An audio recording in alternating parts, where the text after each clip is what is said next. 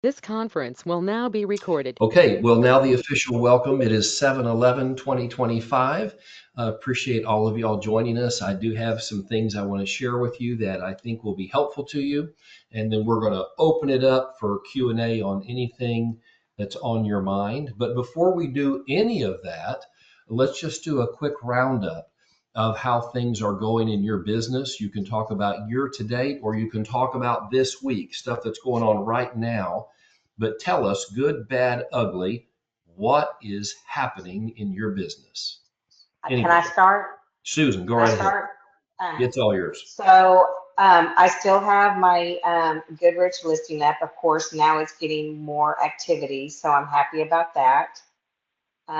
Me and Liberty have just now put a coming soon for a 12.44 acres, and it's actually someone that I share an office with, and it's coming soon. And so, if anybody knows anybody that's wanting some residential land, it's out in New Waverly. And then, what else do I have? Oh, I just lost Frank, I think I told you this about my boss who wanted me to get a lot for him, and we upped it to 101,000, and it was going for 85, but we didn't get it yesterday, I think because they wanted to close like on the 18th, and we just couldn't do that. So, however, that just means that when he buys more property, he'll be coming to me Yes, to be yes, his yes. realtor. So So that's a good thing. when Susan had to go back into the workforce, she was distraught, of course, not wanting, she wanted to continue being a full-time realtor. But Mhm. I told her that her new workplace could be a rich source of new business for her, and that is exactly what she's experiencing. So Yes, if you've got a it has side been. gig or you are totally involved in a hobby or volunteer organization, don't be shy about letting them know that you're a professional realtor. And again, it can be a great source of business. So thank you, Yes. Susan. Who else has got Yes. something going on we need to know about? Maria, you need to talk up. Well, market was slow for me. Same thing because, as usually, because I am part-time realtor. But that was a bad thing, and the good thing is that Susan and I have the opportunity to work together and cover each other. We make a deal, so we're having a closing next week. That's good. Was a great experience. For me working with her, of course, she knows a lot. For her, I believe she learned a lot of Spanish in this last month. Yes. Because my Yes. clients speaks Spanish only, and oh my gosh, she has a big challenge, but she passed. you know. Okay, so let me address what you just said, Maria, being part time. I have a conviction that almost every real estate agent is part time. Okay. Um, and that's because maybe some of us have other jobs or own other companies. I'm involved in all kinds of stuff, and now I'm working for my church as well. So, but I've always been that way. I've always had multiple companies and multiple commitments and involvements. And even if you don't have another job, you may be caring for children at home, or you might be taking care of your grandchildren, or have some other time suck. And I don't mean that's obviously we're committed to our families and we love spending time with them and caring for them, but it sucks up a lot of our time that we would otherwise devote to real estate. So I think all of us should adopt a mindset of I'm part time at this. In other words, I can't do it as much as I want to. So, what can I do to create efficiencies in my business and partnerships, as Maria mentioned, with other agents, so that when I'm not available for whatever reason I'm being pulled out of real estate, my business carries on. And I want to share just a little inspiration for you along that line.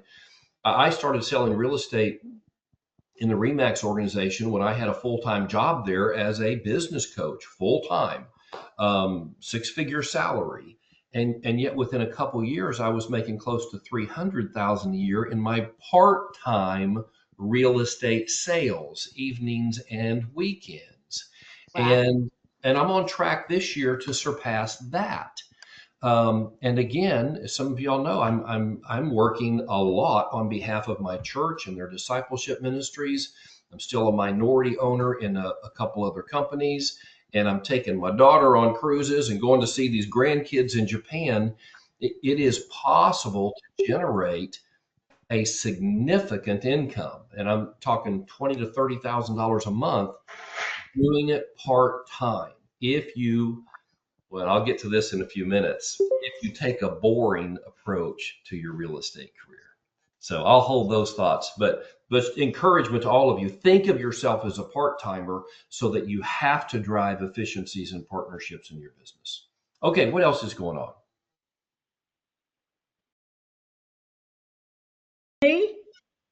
Oh, and on that deal with real quick, just on that deal with that 12.44, I don't know if I stated this, but me and Liberty are You working did. together on that too. Yeah. Yeah. Okay, sorry. Go ahead, Cheryl. Cheryl, Yeah. your turn. Okay. As you know, Frank, I'm working on with the title company to open title for a lot that I have downtown for a client. Also, in probably 2 weeks, I'll get a listing that's in Magnolia. Had been doing open houses for them, um, listed under someone else, and that is expired. And they've asked me to take on, but they're doing some work on the house, and then I can get that. But I think what is exciting is, I love Bender's Landing and try to own that place. Yes. So there's 4 realtors that live out there, and we met and we formed a group.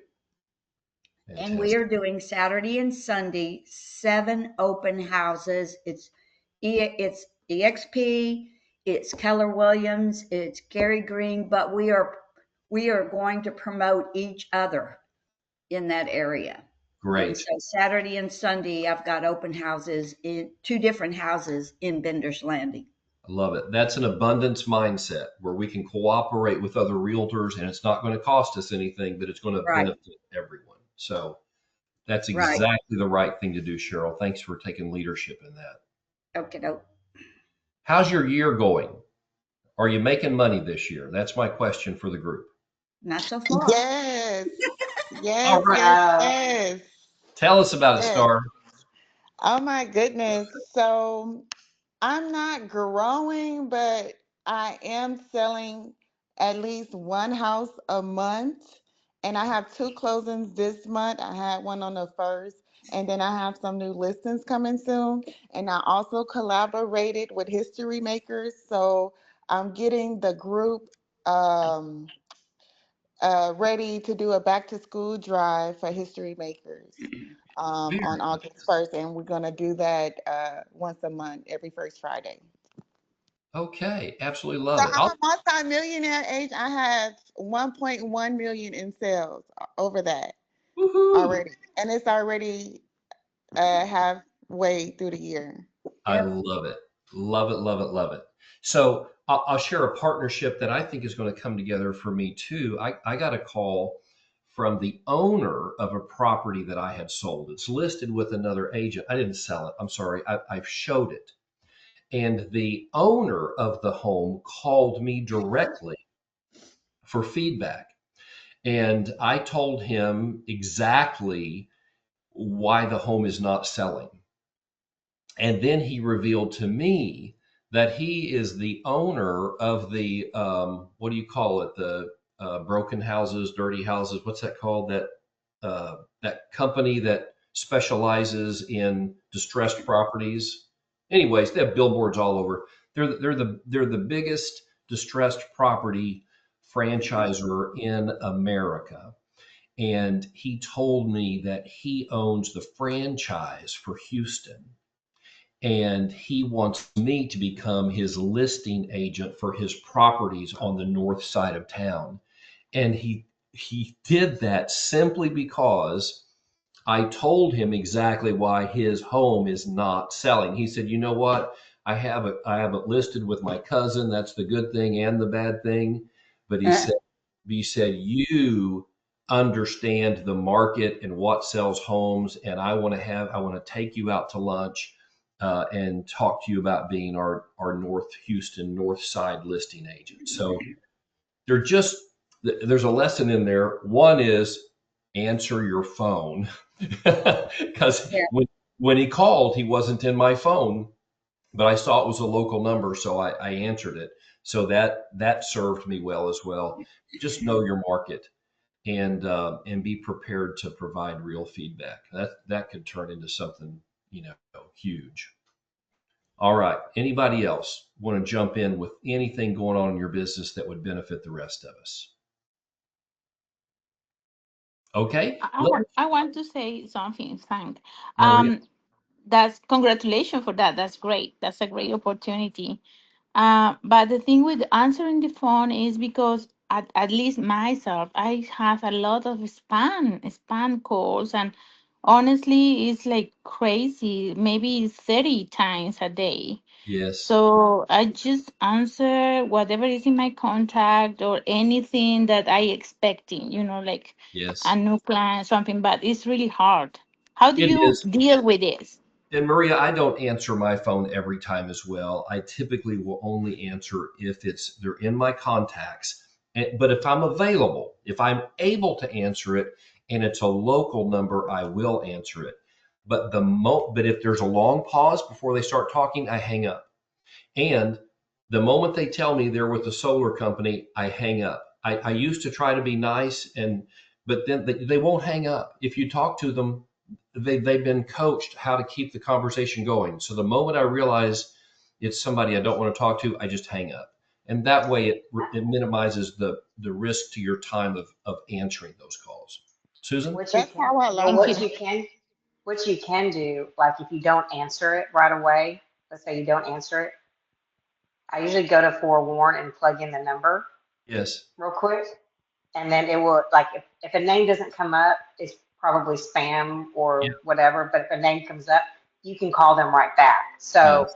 because even if you don't answer, they just think you're busy. But if you can look it up real quick and then you know it's somebody, then you can call them right back or Yeah. message them or something like that. Absolutely.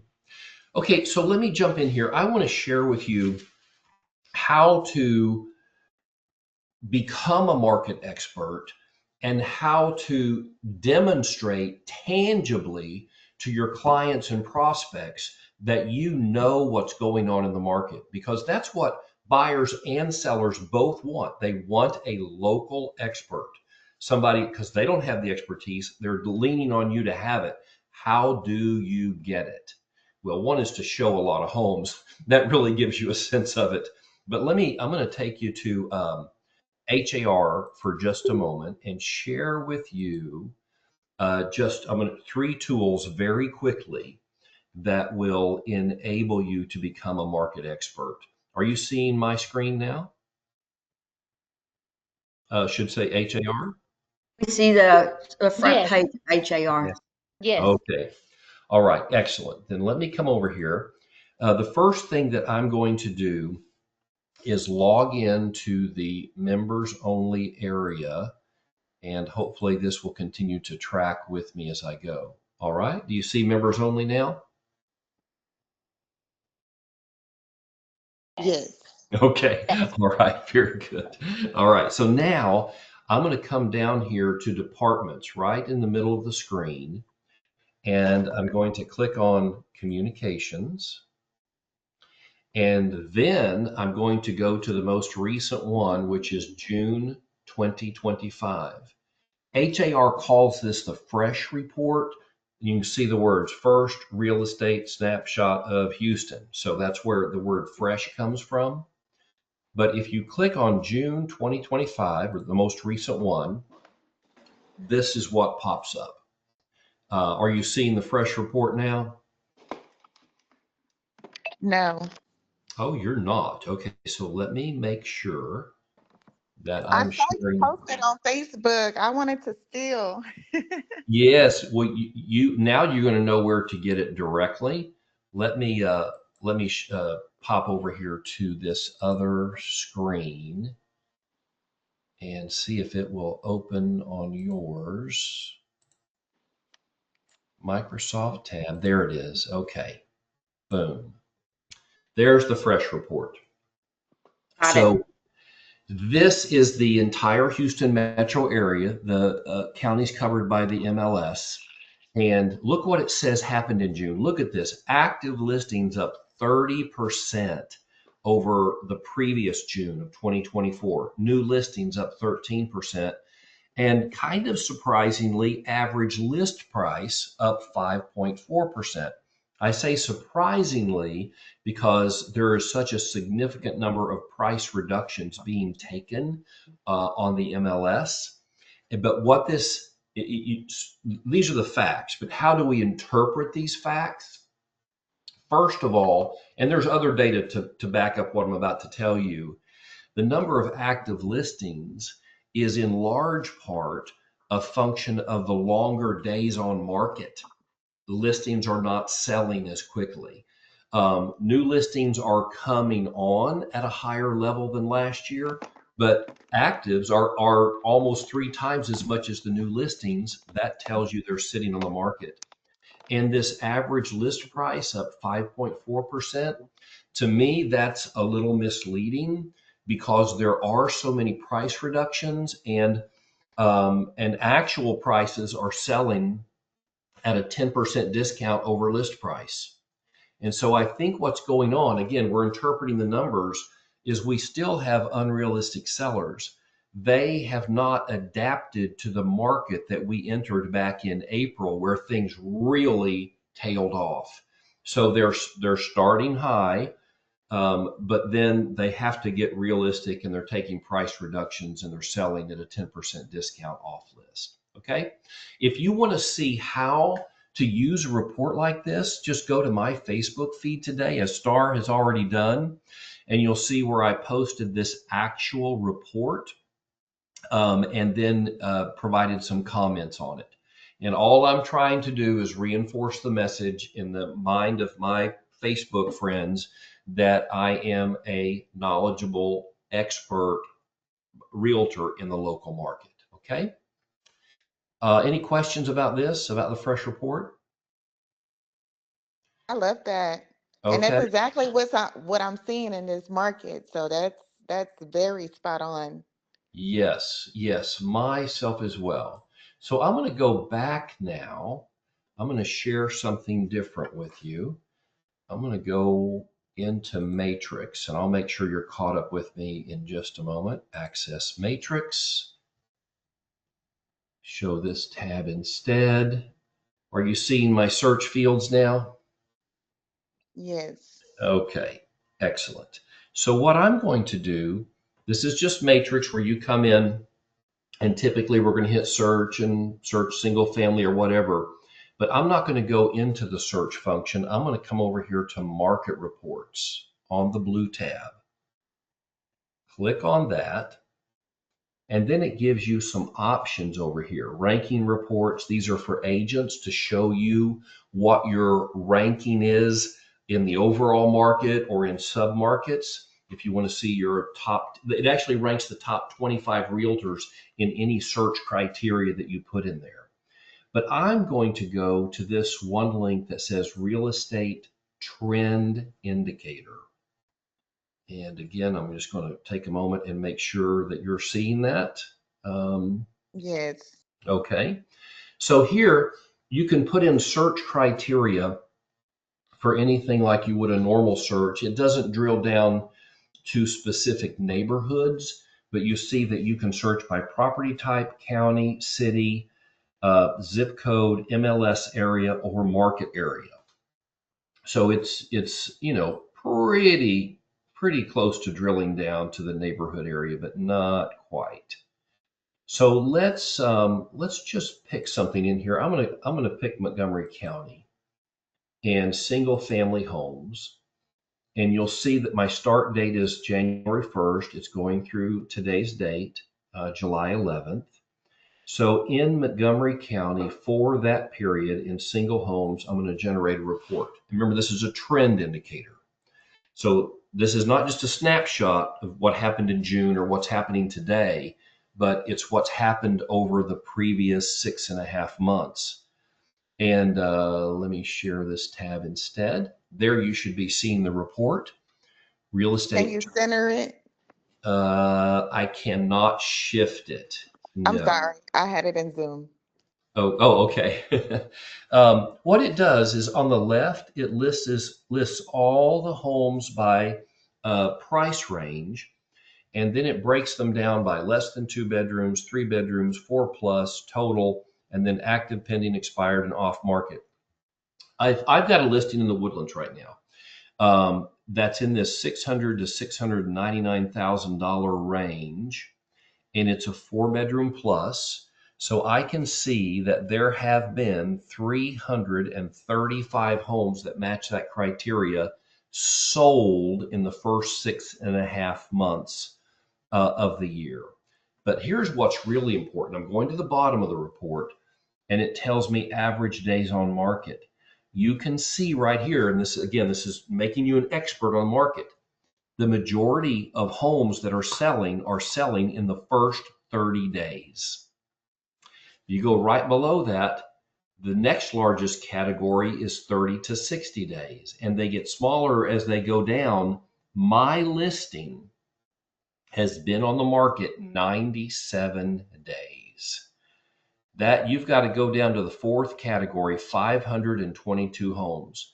I met with my seller this morning, who happens to be my sister, and I said to her, we have got to take more aggressive action. She's already taken 2 price drops. I'm encouraging her to replace her bathroom countertops and reduce the price again, because I said to her, the longer you're on the market, the longer you're on the market. It gets worse instead of better. And I presented her a copy of this report proving those facts. Okay. So again, if you need to get a seller reasonable, this is one place that you can do it. Now, we've looked at 2 things. I'm going to show you just one more, and that is how to get detailed statistics on a number of different categories. I'm going back to the matrix search bar, but instead of market reports this time, I'm going to go to stats. And here it's that very similar search grid, but look over on the left to all the different things that you can search by. Average days on market versus list price, historic count of active listings, historic sales by year, historic price trends, on and on and on. I'm going to go with price trends just to show you how this works. And again, I can choose any area. Let's just choose Harris County this time. I could really narrow it down by the type of home, year built, et cetera, et cetera. Just to make it easy, I'm just going to select all single family homes and click generate the report. You can make this much more valuable, of course, by drilling down to the specific areas where you're working, but you should be able to see the chart on your screen, hopefully. If not, let me know. Yes. Okay, excellent. So you can see here that goes back to 2015, and the average sale price was about 175,000. It peaked in about March of 2022. That would have been right smack dab in COVID, well, not smack dab, coming off the COVID high. And then it peaked again in about June of 2024, but then has settled down. The prices have settled down since then. This is important information, because even though the trend line is trending pretty consistently up over time, sellers get in their mind it's always trending upwards. And data like this can say, actually, we've had a reduction in average sale price, in median sale price from a year ago. And you can demonstrate that to them, because they may have gotten a market report or something from an agent a year ago. Now they're ready to sell and they think they've had 10% equity gain since then. This kind of report shows them the data and can help them be realistic. Okay, but you'll see there's lots of other ones you can pull over here. And if you're going to have a listing conversation with an engineer or an accountant or somebody who really cares about the data, oh, let me show you one more thing here. This is showing it in chart form. I can come up here and click on the right where it says data, and it gives me that same information in a spreadsheet format. And here it gives you the actual numbers that are just data points on the chart, but here they are, you can see the exact numbers. So I find these reports to be very helpful, and I suggest that if you just start incorporating them into your business, your perception by your clients and prospects of being an expert will rise. Okay, I'm going to pause on that. Any feedback or comments on those reports? That is super That's information to help. genius. Thank you, Cheryl. What'd you say, Star? Say that again. Sorry, genius. Genius, genius. That is the point. These reports will make you look like a genius, and you saw how quickly I navigated to these reports within Matrix. So, hey, Frank, Yes. so my listing in Goodrich has been on the market for 57 days. I mean, we're still getting a lot of interest, but however, I'm pretty sure she doesn't want to drop it, but it's out there. So like it's not close, or it's more closer to Livingston. I don't think she's going to want to drop it 1%, but I may bring that up to her. Yes. But I'm not really sure. Would taking it off the market and putting it back on, would that help? Like, So or as I explained to my seller sister this morning, realtors see everything. So we see the CDOM in addition to the DOM. So it doesn't fool us. But is there value in re-triggering a listing? Yes, there can be, because it does show up on saved searches as a new listing, and you can get a little bump in interest. So I am going to be doing that myself with this listing. If we don't get an offer over the weekend, we've been on the market 97 days. I'm going to take it off on Monday, put it back on Tuesday, and we will see an increase in online viewing activity and hopefully an increase in showings. So I'm not a big fan of doing that. Certainly don't do right. it often and early, but when you hit a point like I'm at, 97 days on market in a really nice house in the middle of the Woodlands that unfortunately started overpriced, and classic seller mistake. You're missing that peak opportunity as a new listing coming in high, and so now we're dealing with the collateral. But a restart is one of the strategies to get some eyeballs back on it. Okay, good. I may do that then. Okay. Well, let me talk for just another moment, and then we'll open it up for Q&A. I want to talk to you about the benefits of being a boring realtor. And that's how I describe myself. Now, I know I have a sparkling personality. However, in my business approach, I try to be very predictable, very consistent, and as some people would say, boring. In fact, I had an agent tell me one time, Frank, I read your book, I've sat through all your classes. You work by a plan and a calendar, and you do the same thing over and over and over. And that's not my personality. I like to be random. I like to be creative. I like to run over and try this and then do that. And of course, God made us all different, and you be you. But let me just tell you, there are consequences to allowing your personality to dictate your business approach if you are random and sporadic in your personality. Okay? And let me give you an example of that. I am so boring that I send out a postcard to my geo farm every month. There we go. Just just like clockwork. I don't do it, 15 days and then 45 days and then maybe a couple months later. I do it every month, like clockwork. Very boring. Okay. And yet in my geo farm, I'm averaging a sale a month, one sale a month in my geo farm that gets my boring monthly postcard. And that generates about $12,000 a month in income. Okay. Boring, very boring. 12,000 a month, very consistent. Nothing random or exciting about that. But you know what? 12,000, an extra 12 grand a month sure helps to keep Mary and Diet Coke. Okay. So if you can stand, an extra $12,000 a month in your geo farm, consider being boring and predictable and sending a postcard every 30 days. I also try to post something on social media, real estate related, at least once a week. And Friday is kind of my catch up day. You can tell I haven't shaved. I've been in my office at my desk since about 4:30 this morning, except for a brief outing to walk the dog and clean the garage for a little bit.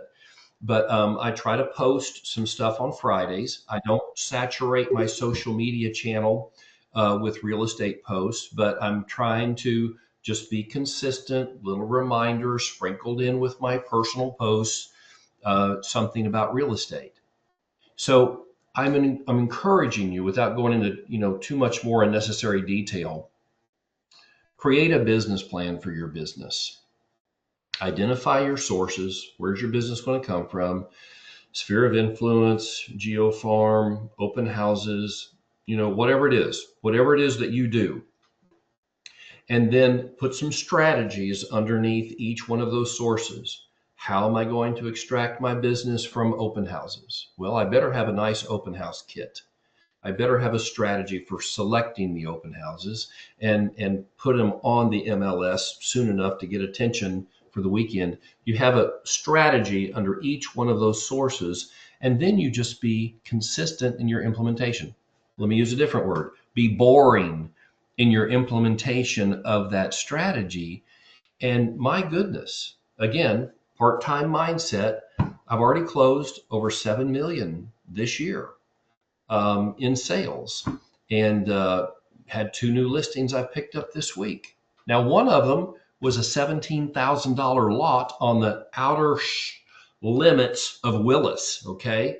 I was a little scared for my life driving to the lot yesterday to go take photos. $17,000 listing.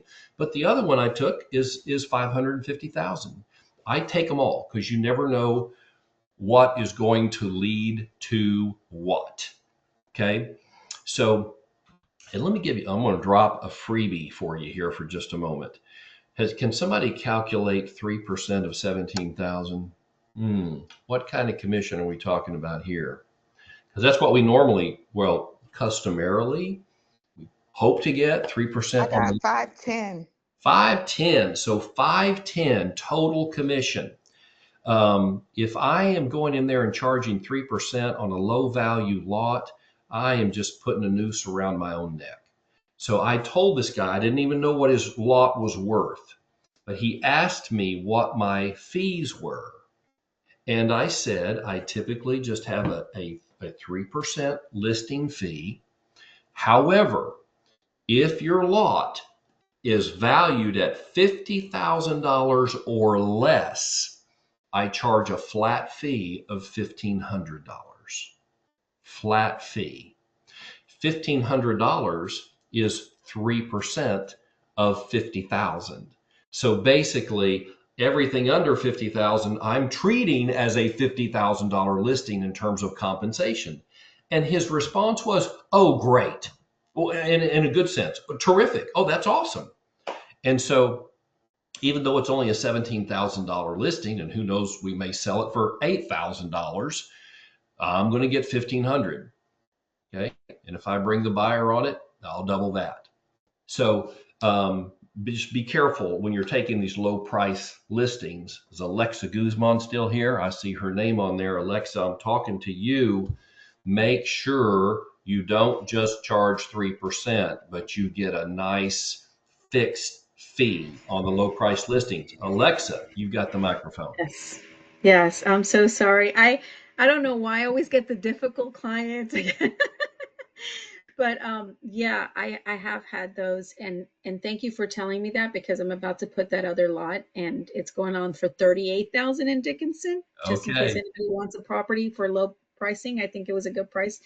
And he's willing to negotiate. But yeah, I'll talk to you about that, Frank, so I can Okay. write up that agreement very well. Okay. All right. That sounds good. I just don't want y'all running around working for $300-400. It's not worth your time, and it takes you away from work. But if you get a 1,500 on a lot listing, you they essentially sell themselves. Now it may take a year. So if you, by the way, if you take a lot listing, get a 12-month minimum marketing period on your listing, because they don't sell overnight like a single family home in a good school district.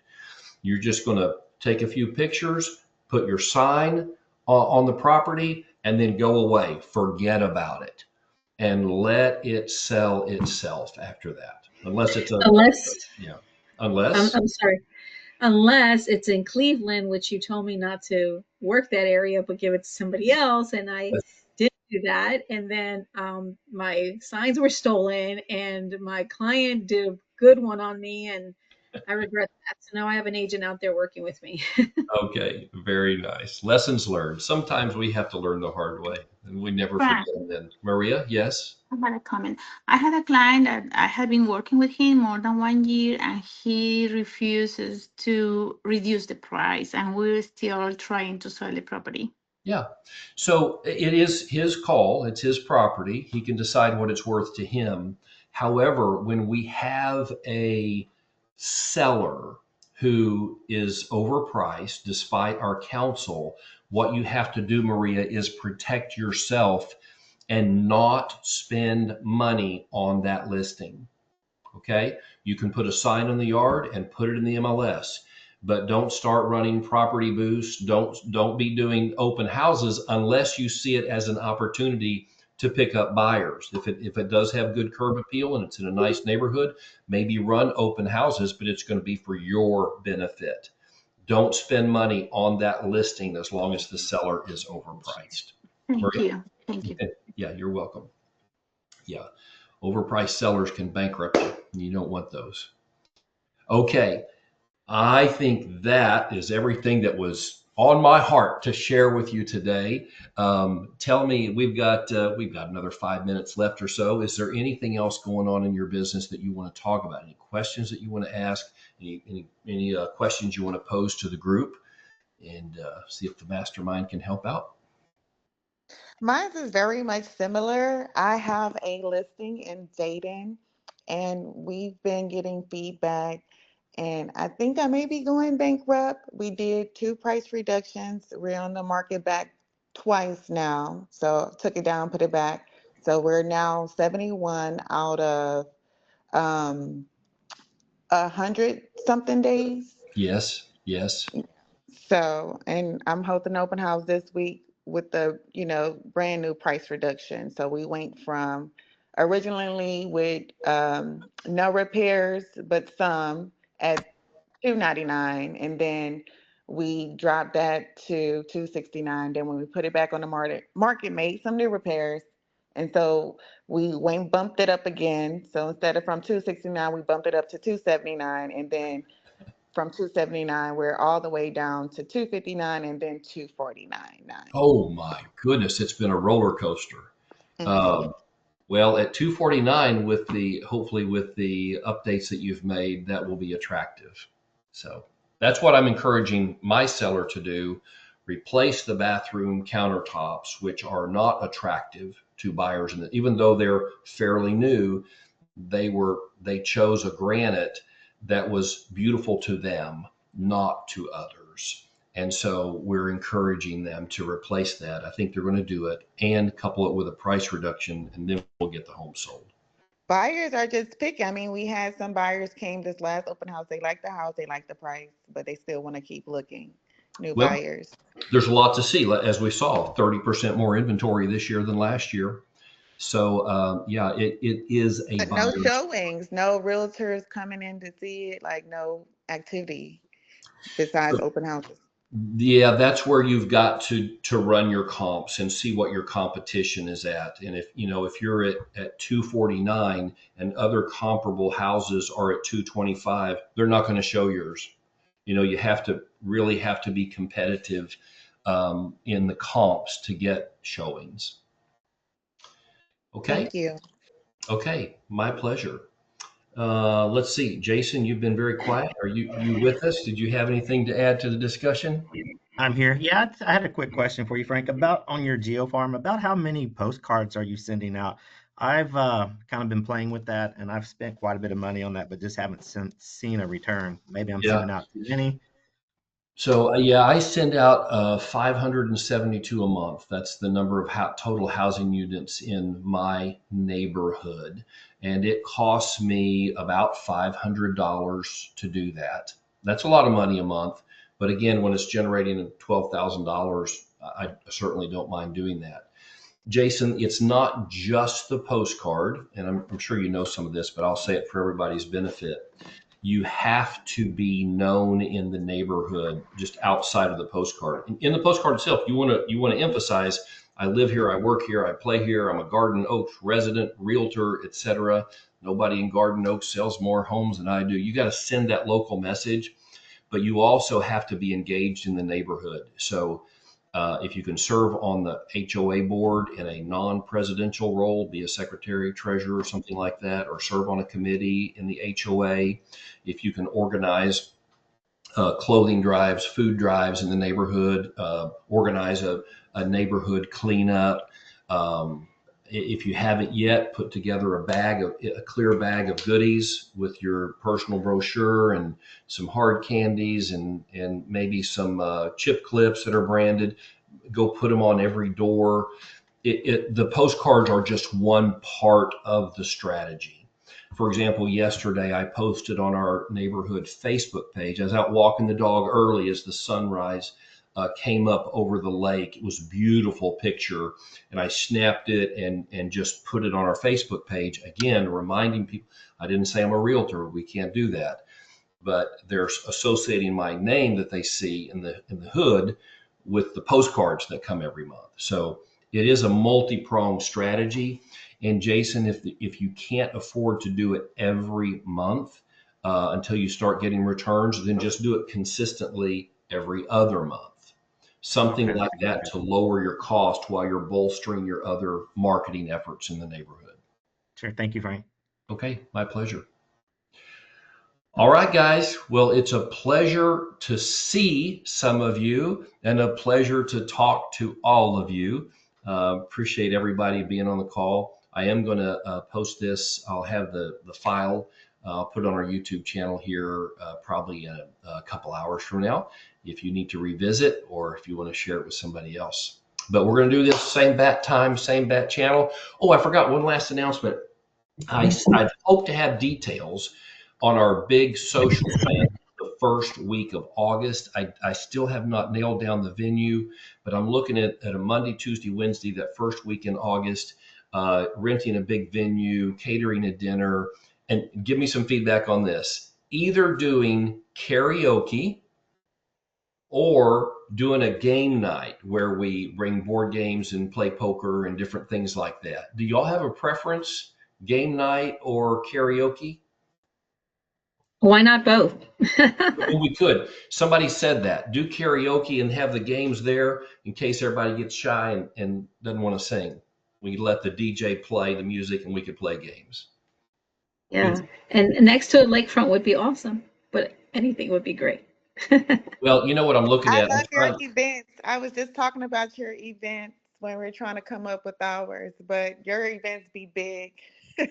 Yeah, well, thank you. Yeah, I'm looking at the lake house where we had our big event last fall, where Karen Richards came in and spoke. It's a beautiful venue. So I put in a couple calls to them yesterday. I'm going to keep trying today and try to get them to answer me and nail something down. Okay, so just watch for that. As soon as I get it booked. All right, one more question. Barbecue No, or fajitas? Mexican or barbecue? Any preference on catering? Mexican. Barbecue. Oh. Now don't say both. I have a question, Tiebreaker? Frank. Yeah, go ahead, Alexa. So I don't know if you guys discussed this. I had two calls going. I'm sorry, while I was training. But is it true we still have to give for a certain amount of money or for any kind of money, any kind of listing, in order to show we have to give proof of funds to the listing agent, or no? We can still No, show. I Okay. will tell you, I have never ever heard of that. I can see how it might happen in multi-million dollar luxury listings where they just don't want anybody, curious people going through the home. But in a normal priced range home, that would be highly unusual. Oh, okay. Because I thought that was one of the things that that was changing in with the No, NAR, that we had no, to show proof of funds. no, Okay. no. For the luxury, we do that. What changed is you must have a buyer representation agreement that includes an offer of compensation in order to show those buyers a home. That's it. Okay, but the Okay. compensation. Oh, so then do we have to show that to the listing agent? No, no, no, no, no. But you have It's to for us. have it. You have to Yes. have it in case Okay. you're audited by TAR or TREC or someone like that. Oh, okay. Okay. All right. Thank you so much. And then for the luxury ones, what do we do? Like, do we just send them something, or? Don't even worry about it until you want to sell one, and the listing agent will tell you if they're requiring that, which is highly unusual. They will tell you exactly what they want. And Yeah, because Okay. I run, Frank, I run into that a lot. in Benders, Yeah. yeah, it's because you're out there with those rich people. Yeah. What do So you do? Like, Alexa, typically they'll want either a bank statement, an investment statement with the account numbers crossed out, or even a letter from like the an offer? banker stating Okay. that they have funds on hand to complete a purchase of up to $2 million or whatever it is. So the listing Yeah. agent will guide you on what they need. Okay. Thank you. Okay. All right. Love you guys. Thanks for jumping in, and call me anytime I can help. Otherwise, we will see you next week. Have a great Thanks. weekend. Have a Okay. great weekend. You bet.